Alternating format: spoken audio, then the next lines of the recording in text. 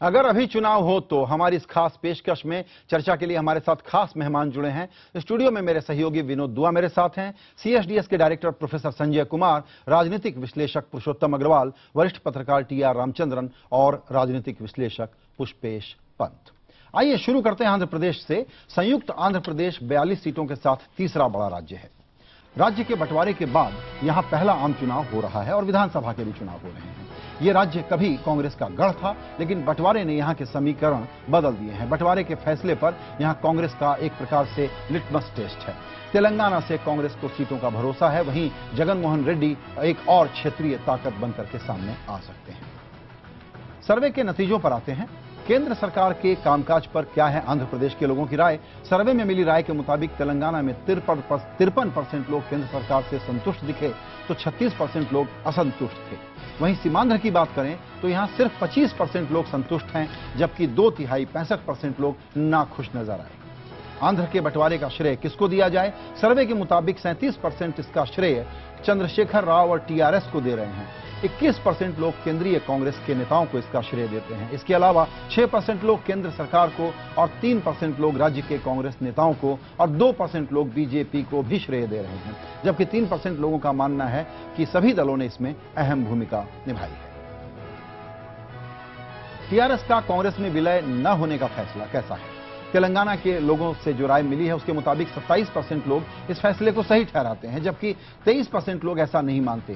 कांग्रेस समर्थकों की बात करें तो 16% कांग्रेस वोटर इसे सही मानते हैं, जबकि 28% कांग्रेसी वोटरों ने इसको गलत फैसला बताया। वहीं 50% टीआरएस वोटर ये मानते हैं कि यह फैसला सही है। सिर्फ 9% ऐसे वोटर हैं जो टीआरएस के हैं, कहते हैं कि यह फैसला सही नहीं था। इसके अलावा 34% बीजेपी वोटरों के मुताबिक यह सही फैसला है। 27% बीजेपी वोटर इसको गलत मानते हैं। क्या टीडीपी बीजेपी गठबंधन होना चाहिए? इस सवाल पर सर्वे में जो राय सामने आई उसमें 40% लोग चाहते हैं कि यह गठबंधन होना चाहिए, लेकिन 4% टीडीपी वोटर ऐसा नहीं चाहते। 59% बीजेपी वोटर इस गठबंधन का समर्थन करते हैं, लेकिन 10% बीजेपी वोटर इसके खिलाफ हैं। हम बता दें कि इस वक्त दोनों पार्टियां सीट शेयरिंग पर बात कर रही हैं। आइए चर्चा को शुरू करते हैं। आंध्र प्रदेश में जो एक बड़ी बात विनोद जी उभर करके आ रही है वो ये कि वहां पर कांग्रेस अपने लिए एक नुकसान का जो भी उसको इंतजाम करना था किया, लेकिन वहां पर तेलुगु देशम के साथ बीजेपी फिर एक प्री पोल अलायंस की तरफ बढ़ती हुई दिख रही है। जिस बीजेपी के बारे में हम कहते थे कि इसको ज्यादा प्री पोल पार्टनर नहीं मिलेंगे, तो आंध्रा दरअसल एक सीरियस स्विंग स्टेट हो गया है। मैं एक बात जानना चाहता हूं संजय आपसे। आपने कहा है जैसे टीआरएस का कांग्रेस में विलय ना होने का फैसला, इस ग्राफिक को अगर हम देखें संजय जी, तो उसमें सही कांग्रेस के वोटरों ने ठहराया, टीआरएस के वोटरों ने सही गलत कोई राय नहीं। जो बीजेपी के वोटर है उसमें 34% लोगों ने बीजेपी के वोटरों ने सही ठहराया है, 27% बीजेपी के वोटरों ने गलत ठहराया है और 39% बीजेपी के वोटरों ने कोई राय नहीं रखी है कि टीआरएस का कांग्रेस में विलय न होने का फैसला। कुल मिला के मैं ये जानना चाहता हूं कि बीजेपी के कुल कितने वोटर हैं वहां, वोट शेयर कितना है बीजेपी का? बीजेपी का वोट शेयर हमें दिखाई पड़ रहा है 8%। अच्छा 8%। तो 8% में से 34% नहीं। हाँ, उनमें से अगर 8 को हम 100 मान लें तो उनमें से उस तरह का बंटवारा दिखाई पड़ता है। और उसमें बहुत स्पष्ट बात है, टीआरएस और कांग्रेस का अगर विलय हो जाए तो तेलंगाना रीजन में वो सारी सीटें वो जीत जाएंगे निश्चित रूप से। इसी के लिए टीआरएस के मतदाताओं में इसका विरोध है, क्योंकि टीआरएस अपनी सीटें बनाना चाहती है। बीजेपी के वर्कर भी इसका विरोध करेंगे क्योंकि उन्हें भी डर रहेगा, क्योंकि इससे कांग्रेस को फायदा होगा। निश्चित रूप से कांग्रेस के वर्कर चाहते थे कि ऐसा हो जाए जिससे कांग्रेस को कुछ तो फायदा हो। यही मनस्थिति तीनों पार्टियों के वोटरों की साफ दिखाई पड़ती है सर्वे में। टीआर आंध्र प्रदेश वो राज्य है जहां कांग्रेस का किला अगर ढहा तो मनोवैज्ञानिक रूप से पूरे देश में इसका असर हुआ, और कांग्रेस की जो परिस्थिति है उसमें आंध्र में कांग्रेस के खुद के फैसले का कितना बड़ा योगदान है? देखिए, अगर कांग्रेस ये फैसला नहीं करती कि बंटवारा होना चाहिए, ये मान के चलिए कि उनको एक भी सीट नहीं मिलती। उनको पिछली बार 42 सीटों में से 33 सीट राजशेखर रेड्डी साहब ने दिलवाया। यूपीए 1 नहीं बनता अगर आंध्र प्रदेश में राजशेखर रेड्डी इतने सीटें नहीं लाता पार्लियामेंट के लिए और असेंबली के लिए। यूपीए 2 में भी यही हालत होती, बल्कि एक एडवांटेज ये था कि राजशेखर रेड्डी ज्यादा सीट ले आए। असेंबली में थोड़ा कम हुआ, पर लोकसभा के लिए पिछली बार 2004 में उनको 29 सीट्स मिली और पिछली बार उनको 33 मिली। इस वक्त उनकी हालत ये है, उनका एक लीडर जो उन्होंने चुना मुख्यमंत्री, वो रडरलेस था, वो कहीं उसकी फॉलोइंग नहीं थी, और इस वजह से कांग्रेस के जितने भी नुमाइंदे एपी के इंचार्ज बन के गए, बार बार उनको समझाते रहे कि भैया हम लोग सफाया हो जाएंगे, यहां पर हमको कुछ करना पड़ेगा, कुछ गठबंधन बनानी पड़ेगी, नहीं तो हम गए। टीआरएस इन सब किस्सों में बड़ा अनरिलायबल पार्टनर रहा है कांग्रेस का। अनरिलायबल के साथ चतुर। उसने, पुष्पेश जी, वादा किया था कि हम मर्ज होंगे। मर्जर की छोड़िए, सीट एडजस्टमेंट तक, अलायंस तक नहीं किया, और दोनों अलग अलग लड़ रहे हैं। शायद बाद में साथ हो जाएं सरकार बनाने में। इससे क्या समझा जाए कि टीआरएस ने भी कांग्रेस को बिल्कुल राइट ऑफ कर दिया तेलंगाना में? नहीं, मुझे लगता है कि कांग्रेस को राइट ऑफ नहीं किया। हमको उसे पता है कि कांग्रेस की दुखती रग उसके अंगूठे के नीचे दबी हुई है, और जितना दबाने में मजा आता है उतना शायद किसी और काम में आता नहीं है। तो और कांग्रेस ने जिस तरह से अपनी बेवफाई अपने पुराने साथियों के साथ की है, या जिक्र कर रहे हैं राजशेखर रेड्डी का, कि उनके साहबजादे को जिस तरह से बेइज्जत किया गया, और अगर वो भ्रष्ट हैं और संभवतः हैं, तो मगर वो उनका भ्रष्टाचार कांग्रेस की आंखों के सामने से पर्दा तब हटा जब संयोगवश उनके पिताश्री अल्लाह को प्यारे हो गए, वरना तब तक वो वैदिक की हिंसा न भवती वाला मामला था, कि जो उनके पक्ष में भ्रष्टाचारी था वो बड़ा भला आदमी था। पुरुषोत्तम जी, आंध्र प्रदेश की एक यूनिक स्थिति है, क्योंकि 2 राज्य नई सरकारें बनेंगी, नए राज्य की नई राज्य सरकार चाहेगी कि हम केंद्र के साथ रहें।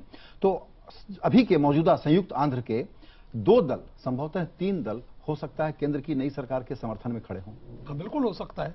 और टीआरएस ने राजनीति में वैसे भी दोस्ती दुश्मनी कोई जरूरी नहीं होती है, वो वक्त के मुताबिक चलती है। तो तेलंगाना राष्ट्र समिति ने कोई कसम तो खाई नहीं है कि हम हमेशा कांग्रेस के साथ ही रहेंगे। उनका लक्ष्य था तेलंगाना बनवाना, वो उन्होंने बनवा लिया कांग्रेस को इस्तेमाल करके। रही बात जहां तक कांग्रेस का सवाल है, तो आंध्र प्रदेश को और आंध्र प्रदेश का जो राजनीतिक महत्व रहा है कांग्रेस के लिए, उसे देखते हुए तो मुझे लगता है कि आंध्र प्रदेश को कांग्रेस ने वाईएसआर की मृत्यु के बाद जिस तरह से हैंडल किया है, उसको तो बाकायदा एक सूत्र में कहा जा सकता है कि लेसन इन पॉलिटिकल हायरार्की। जी, आत्महत्या कैसे करें, राजनीतिक आत्महत्या कैसे करें, अगर ये किसी को सीखना हो तो जिस तरह कांग्रेस ने हैंडल किया है आंध्र प्रदेश को, उसको देख लें। हर तरह से अपने आप को बर्बाद किया। लेकिन रामचंद्रन साहब इसी का काउंटर नैरेटिव दे रहे हैं कि कांग्रेस के पास कोई रास्ता नहीं था, ये तो बनाना ही था, भले ही नुकसान। जो बात अभी पुष्पेश जी ने कही कि जो वाईएसआर थे, उनकी मृत्यु के बाद ही एकाएक आपको मालूम पड़ा कि जगन कितने भ्रष्ट हैं। उनकी मृत्यु के बाद ही आपको एकाएक मालूम पड़ा कि दुनिया भर में डायनेस्टी पॉलिटिक्स ठीक है, डायनेस्टिक सक्सेशन ठीक है, आंध्र में ठीक नहीं होगा। ये क्या बात हुई? देखिए, जो संजय फिर आपने वहां मुख्यमंत्री एक जो सज्जन बनाए थे, मैं उनका नाम तक किरण कुमार रेड्डी। नहीं, तुरंत उसके पहले, हाँ, जो शायद बाद में तमिलनाडु के राज्यपाल बना के भेजे गए, नाम तक भूल गया उनका। रोसैया। आप कहां से लोगों को मुख्यमंत्री बनाने के लिए उठा के ले आए? जो संजय ने एक बात उठाई, मैं वही उठाना चाहता था, क्या कांग्रेस के लिए संभव था कि तेलंगाना न बनाए? नहीं, कांग्रेस, देखिए सवाल ये नहीं है कि कांग्रेस के लिए कमिटमेंट को देख लें, इतिहास देख लें, कांग्रेस के लिए संभव था, लेकिन फिर तेलंगाना इस तरह भी बनाया जा सकता था कि एक तो ये ना लगे कि आप सिर्फ और सिर्फ 2014 के चुनाव को देख करके बना रहे, क्योंकि ये तो आपके पहले मैनिफेस्टो में था जी। ये तो आपने 2004 में घोषणा की थी। इस 10 साल में आप कंसेंसस बना सकते थे, ओपिनियन बना सकते थे। आपने तो इस तरह बनाया कि जैसे आप उसका पॉलिटिकल क्रेडिट लेने के लिए व्याकुल है। तो वो पॉलिटिकल क्रेडिट टीआरएस आपको क्यों लेने दे? वो आएंगे, सोनिया जी को धन्यवाद देंगे, उनको शाल इत्यादि भेंट करेंगे, परिवार के साथ आएंगे, फोटो खिंचवाएंगे, लेकिन अलायंस क्यों करेंगे भाई? ये हैंडलिंग इस तरीके से हुई कि पॉलिटिकल कन्विक्शन उसमें से पॉलिटिकल हाराकीरी और इलेक्टोरल पॉलिटिकल हाराकीरी। बिल्कुल। देखिए, अगर अलग अलग मुद्दों पे देखें विचार लोगों के, तो मुझे लगता है कि ये तो कई वर्षों से ये 2 राज्य एक राज्य थे ही नहीं, जबरदस्ती इनको एक साथ रखा गया था। मुझे लगता है कांग्रेस को तो ये डिसीजन बहुत पहले करना चाहिए, किया जा सकता, बहुत पहले करना चाहिए थी भाई। 2004 में आपके मैनिफेस्टो। इनफैक्ट इसमें एक बैकग्राउंड ये है कि चिदम्बरम साहब जब गृह मंत्री थे तो उन्होंने इसकी शुरुआत की और उसको बीच में रोका गया, क्योंकि वहां बहुत विरोध प्रदर्शन हो गए थे।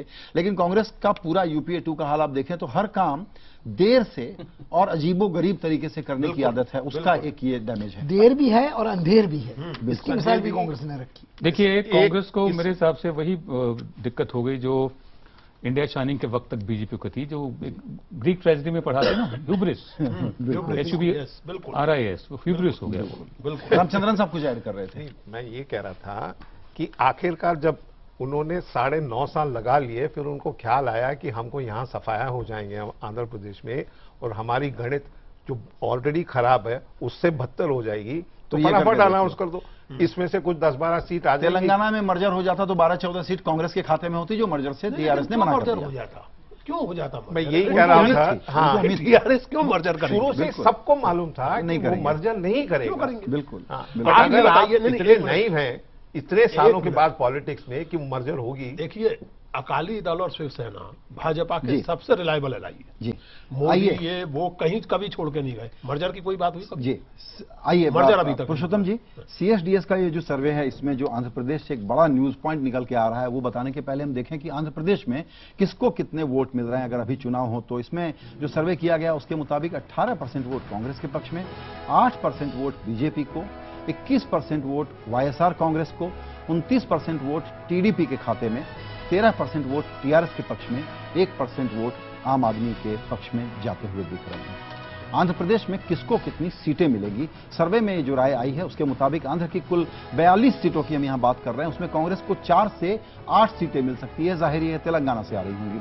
वाईएसआर कांग्रेस को 9 से 15 सीटें, टीडीपी को 13 से 19 सीटें और टीआरएस को 4 से 8 सीटें मिलने की संभावना है। तो इस वक्त की जो सबसे बड़ी खबर है विनोद जी, वो ये है कि वाईएसआर कांग्रेस को जो हम मानते थे कि मूल चैलेंजर के रूप में, सबसे बड़ी पार्टी के रूप में उभरेगी, वो नहीं होकर के सडनली टीडीपी का एक बड़ा भारी गेन पिछले सर्वे के मुकाबले अभी हम देख रहे हैं। कौन सा फैक्टर है संजय जी जो चंद्रबाबू नायडू को अब पहले नंबर की पार्टी बना रहा है? देखिए, कई चीजें हैं। एक तो आप देखें कि दोनों अगर राज्य को तोड़ के देखें और वोटों का अनुपात देखें तो साफ तेलंगाना रीजन में कांग्रेस और टीआरएस के बीच में आपको एक टक्कर दिखाई पड़ती है, और बल्कि कांग्रेस 1% वोट से आगे ही है टीआरएस से। और जहां तक सीमांध्र का सवाल है, वहां पे बिल्कुल ना तो टीआरएस है ना तो कांग्रेस है। कांग्रेस का बिल्कुल सफाया है, 6-7% वोटों का आकलन हमारे सर्वे के हिसाब से है। और वहां पे टीडीपी और वाईएसआर कांग्रेस का जो है, उन दोनों में टक्कर दिखाई पड़ती है जी।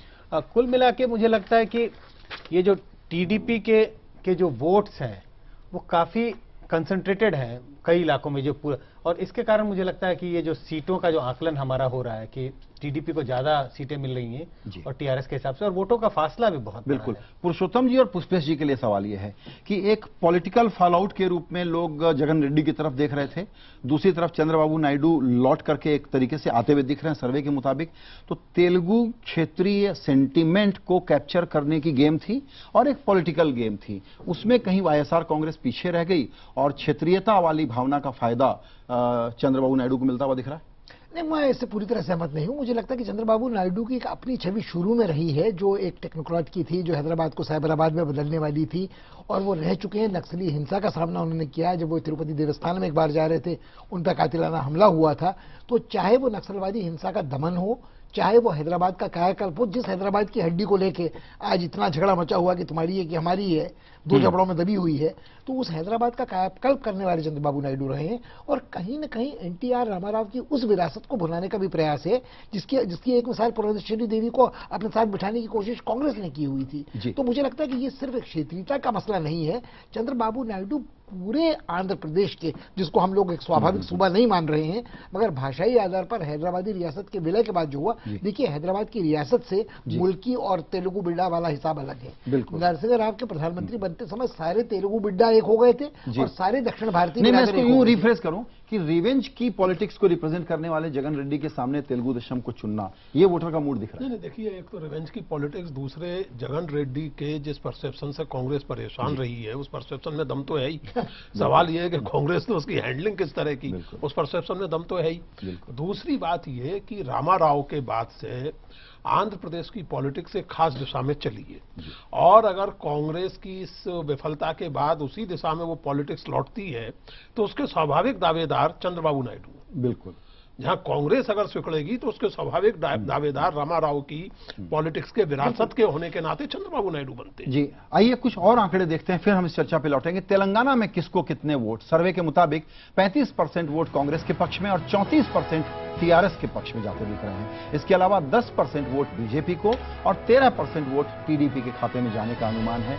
ये तेलंगाना का आंकड़ा है। सीमांध्र की बात करें तो सर्वे के मुताबिक 33% वोट वाईएसआर कांग्रेस को और सीमांध्र में 39% वोट टीडीपी को बढ़ते हुए मिलते हुए दिख रहे हैं, जबकि 7-7% वोट कांग्रेस और बीजेपी को मिलने के आसार हैं। सीमांध्र में कहां किसको कितना समर्थन मिल रहा है? सर्वे के मुताबिक तटीय आंध्र में 43% लोग टीडीपी के समर्थन में हैं, तो 29% लोग वाईएसआर कांग्रेस के साथ हैं। रायलसीमा की बात करें तो यहां 31% लोग टीडीपी के पक्ष में हैं और 41% लोग वाईएसआर कांग्रेस के पक्ष में हैं। अब अगर अभी विधानसभा हो जो वहां हो रहे हैं, तो आखिर तेलंगाना में किसको कितने वोट मिलेंगे? इस सर्वे के मुताबिक 37% वोट टीआरएस को, 28% वोट कांग्रेस को, यानी दोनों मिलकर के जबरदस्त जीत हासिल करते हुए दिख रहे हैं। टीडीपी 12%, 11% बीजेपी और 12% वोट अन्य लोगों को मिलने के आसार हैं। इसी विधानसभा के बारे में हम सीमांध्र की तरफ एक नजर डालें कि वहां का सर्वे क्या है, तो 43% वोट टीडीपी को, 36% वोट वाईएसआर कांग्रेस को, 6% वोट कांग्रेस को, 1% वोट बीजेपी और 14% वोट अन्य लोगों को मिलने के आसार हैं। यानी कि संजय जी, इससे हम ये कह सकते हैं कि लोकसभा के साथ विधानसभा के चुनाव जो हो रहे हैं उसमें टीआरएस वहां पर करीब करीब बहुमत के पास और सीमांध्र में तेलुगु देशम बहुमत के पास है। खास बात यह है कि आप देखिए स्टेट कितना बटा हुआ है। जब ये आंध्र प्रदेश एक था तब तेलंगाना और सीमांध्र की बात हो रही है, और सीमांध्र में भी देखिए दो पार्टियां जो इसकी बड़ी पार्टियां हैं, टीडीपी और जो वाईएसआर कांग्रेस, तो उसमें कोस्टल आंध्रा में एक पार्टी आगे है, तो रायलसीमा के इलाके में दूसरी पार्टी आगे है। तो कितना बटा हुआ सपोर्ट बेस दिखाई पड़ता है। साफ तौर पे दूसरी जो ट्रेंड हमें दिखाई पड़ती है, तेलंगाना में अगर विधानसभा के चुनाव हो रहे हैं तो टीआरएस के लिए लोगों की टीआरएस को लोग ज्यादा पसंद कर रहे हैं। लोकसभा में कांटे का टक्कर है, लेकिन अगर विधानसभा के चुनाव है तो साफ हमारे सर्वे दिखाता है कि टीआरएस बहुत आगे। जी संजय, आपके पास कुछ ऐसे फिगर्स भी हैं जहां बताया जाए कि मुद्दे क्या क्या हैं तेलंगाना के अलावा, और ये जो स्प्लिट हुआ मुद्दे क्या, जैसे महंगाई, भ्रष्टाचार, पानी, सड़क और राज्यों में थे, यहां पर मुझे वो दिख नहीं रहा कुछ। शायद चूंकि इस राज्य की चर्चा करते ही तेलंगाना और सीमांध्र पे इतनी चर्चा होती है कि मूल मुद्दा वहां डोमिनेट यही कर रहा है। सबसे बड़ी बात यह है कि तेलंगाना राज्य का बनने का श्रेय किसको दिया जाए, और इसी के लिए शायद हमने इस प्रोग्राम के दृष्टिकोण से उसको ज्यादा महत्व नहीं दिया। जी जी। आंध्र प्रदेश के बारे में जैसा मैं शुरू में एक बात कहने की कोशिश कर रहा था कि तेलुगु देशम बीजेपी के साथ पहले अलायंस करने से हिचकती इसलिए थी कि हमारा वोट आधार जो है वो डिस्टर्ब हो सकता है। अब ये बात सामने आ गई कि वो तो ये अलायंस सीट शेयरिंग करने जा रहे हैं। आज चंद्रबाबू नायडू और राजनाथ सिंह मिले भी हैं। रामचंद्रन, ये कैसे प्ले आउट होगा? देखिए, इसमें कोई ताज्जुब होने की बात नहीं है, क्योंकि टीडीपी का पहले संबंध वाजपेयी साहब सरकार के साथ था और बड़ी नजदीकी संबंध थी, और उस 5 साल में जितने बेनिफिट्स आंध्र प्रदेश को मिला है और किसी राज्य को मिला नहीं, क्योंकि सबसे ज्यादा सीट टीडीपी ले आया। वो सबसे बड़ा एक हिस्सा बना बीजेपी लेड एनडीए का, और वही चीज वो फिर दोहराना चाहता है कि मैं एक आपके लिए बड़ा इंपॉर्टेंट अलाय हूं। आंध्र प्रदेश में कांग्रेस और बीजेपी उसके enemy number 1 and enemy number 2 हैं, पर वो आंध्र प्रदेश से बाहर जाएगा तो उसको बीजेपी के साथ जुड़ने में कोई आशंका नहीं। बात ये थी कि बीजेपी के साथ हाथ मिलाएंगे तो हमारा जनाधार डिस्टर्ब होगा, खास करके माइनॉरिटी वोट। वो डर चंद्रबाबू नायडू का सडनली दूर कैसे हो गया? देखिए, तेलंगाना रीजन में इस वक्त टीडीपी का कोई वोट शेयर नहीं है, खास वोट शेयर नहीं है, और ज्यादातर माइनॉरिटी वोट इस एरिया से आते हैं तेलंगाना रीजन से। यही बात आप देखिए रायलसीमा में किसके तरफ ज्यादा वोट जा रहा है, और सीमांध्रा में और बाकी कोस्टल एरिया में किसको वोट जा रहा है। और हमारे इंपॉर्टेंट थिंग ये है कि रायलसीमा में सिर्फ 4 डिस्ट्रिक्ट हैं जी। इट ओनली कॉन्स्टिट्यूट 4 डिस्ट्रिक्ट, और 10 डिस्ट्रिक्ट इनके हैं तेलंगाना के, और बाकी जो बचे हैं उसमें 42 डिस्ट्रिक्ट में से वो सीमांध्रा के लाएगा पूरा। और हमारा सर्वे जब हुआ उस समय टीडीपी, अभी भी गठबंधन वैसे टीडीपी का बीजेपी के साथ हुआ नहीं है, और अभी भी हमारे सर्वे के हिसाब से मुस्लिम मतदाता वहां बहुत बटे हुए हैं, और टीडीपी को उसका बिल्कुल बहुत छोटा अंश भी दिखाई नहीं पड़ता है। 32% ने कहा कांग्रेस की तरफ वोट देंगे, वाईएसआर के लिए 25% और टीडीपी को 14%। तो बहुत कम आंकड़ा है मुसलमानों का जो सपोर्ट टीडीपी की तरफ। तो मुझे लगता है टीडीपी ये गेम खेल सकती है कि भाई अगर मुसलमान उनको मतदाता उनके तरफ रुझान है ही नहीं है तो फिर क्यों नहीं बीजेपी के साथ जाए। रायलसीमा में साहब मुसलमान का कंसंट्रेशन है, तो इसीलिए वहां पर कुछ परसेंटेज उनकी तरफ जा सकती है, बट वो आंकड़े सबके पास हैं नहीं वैसे। आइए एक नजर डालते हैं कि कौन बने प्रधानमंत्री। ये सवाल तेलंगाना में जब पूछा गया तो 21% लोग, सीमांध्र में 30% लोग नरेंद्र मोदी के पक्ष में दिखे। तेलंगाना में 21% लोगों की पसंद राहुल गांधी है, वहीं सीमांध्र में सिर्फ 3% लोग राहुल गांधी के पक्ष में दिखे। तेलंगाना में 2% लोग और सीमांध्र में महज 1% लोग सोनिया गांधी के पक्ष में दिखे। तेलंगाना में 4% लोग मनमोहन सिंह के पक्ष में हैं, तो सीमांध्र में 4% लोगों की पसंद जगन मोहन रेड्डी हैं, 3% लोगों की पसंद चंद्रबाबू नायडू हैं। तेलंगाना में 50% लोगों ने और सीमांध्र में 55% लोगों ने इस पर कोई राय नहीं दी है। यहां पर संजय जी, नरेंद्र मोदी का जो परसेंटेज है वो कम दिखता है आंध्र प्रदेश में, इसको कैसे एक्सप्लेन किया जाए? बहुत सीधा सी बात यह है कि आप देख रहे हैं हमारे जो आंकड़े हैं, 50% और 55% लोगों ने अपनी कोई राय व्यक्त नहीं की। अभी बहुत फ्लक्स में है स्टेट, और हमें साफ साफ दिखाई पड़ रहा है कि वहाँ इतने सारे छोटे इतने सारे लीडर, स्टेट लेवल लीडर्स हैं जिनकी राष्ट्रीय राजनीति में उतनी बड़ी पहचान दिखाई नहीं पड़ती है सरकार बनाने के दृष्टिकोण से। तो कुल मिला के नरेंद्र मोदी आगे हैं, दोनों तेलंगाना में भी सीमांध्र में भी, लेकिन उतना समर्थन नहीं है जितना और राज्यों में दिखाई। मैं आपसे ये जानना चाहता हूं कि राहुल गांधी, उनको भी 21% लोग चाहते हैं और नरेंद्र मोदी को भी 21, राहुल गांधी को 21% लोग क्यों चाहते होंगे? क्योंकि तेलंगाना, ये आप देखेंगे ये तेलंगाना में, ये सीमांध्र में तो बिल्कुल सफाया है। राहुल गांधी के पक्ष में कोई भी लोग, कुछ भी लोग दिखाई नहीं पड़ते तेलंगाना का, लेकिन तेलंगाना में चूंकि पार्टी के लिए समर्थन है, हमें पता है कि अपने सर्वे के अनुमान के हिसाब से 35% मतदाता अभी भी हैं जो कांग्रेस को वोट देना चाहते हैं। कुछ लॉयल कांग्रेस के समर्थक हैं जो चाहते हैं, उनकी इच्छा है कि राहुल गांधी प्रधानमंत्री हो, और उन्हीं में से 21% ऐसे लोग हैं जो चाहते हैं राहुल गांधी प्रधानमंत्री देश के। थोड़ा सा अगर संजय इस पर विनोद जी, आदेश है एक ब्रेक लेने का, ब्रेक के बाद आप अपनी बात शुरू करिएगा। फिलहाल छोटा सा ब्रेक के बाद हम आंध्र की चर्चा का समापन करेंगे और कर्नाटक के नतीजे आपको दिखाएंगे।